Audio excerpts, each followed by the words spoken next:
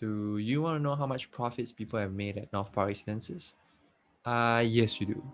Hi guys, this is Wes, and I'm creating a series reviewing condominium developments here in Singapore, taking a look at their prices and how they've performed over the years. Hopefully, this will provide some insights into the non-landed residential properties and help you make better decisions for your purchase.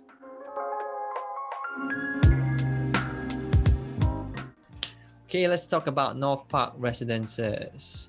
It is located in Yishun, which is in District 27. And according to one map, there are 17 condos in this district. But I realize one map isn't 100% accurate, so let's give it plus minus 1 to 2 condos. Okay. Now, taking a look at the master plan, we see that North Park Residences is sitting on a land that is zoned commercial and residential.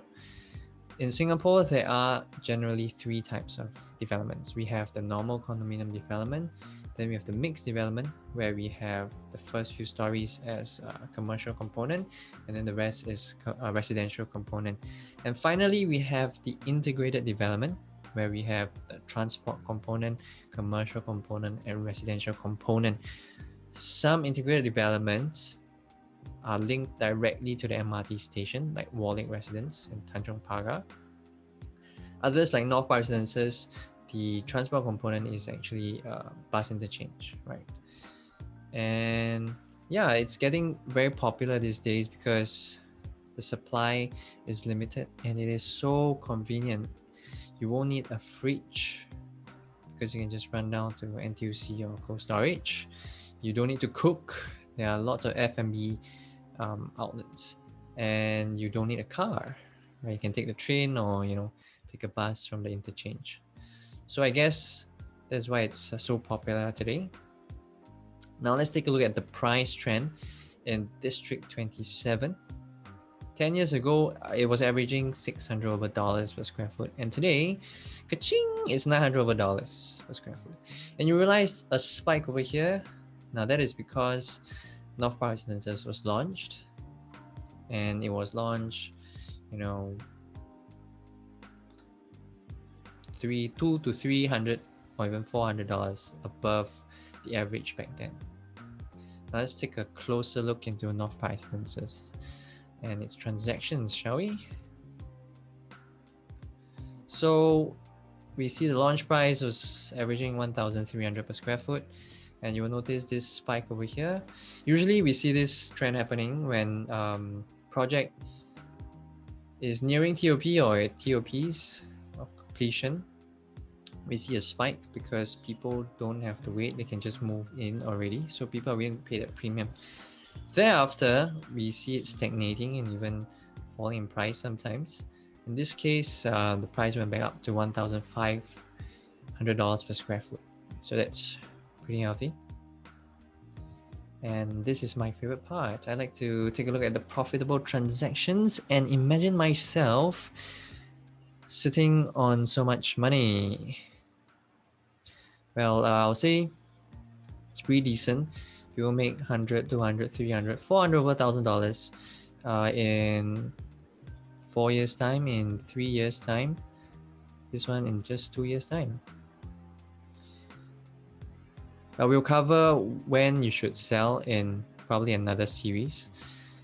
But yeah, we do see people not making much money and losing money as well.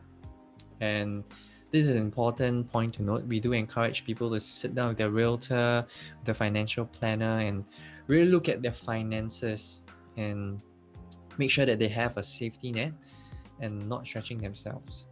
Because if you have the holding power, you can choose not to sell when the market is bad, right? You can choose to rent it out. Now, talking about rent, let's take a look at the rental yield. Yeah. So the average rental yield for North Park Residences is around 2.8%. That's pretty healthy. The average rental yield in Singapore is 2 to 3%, so it is good.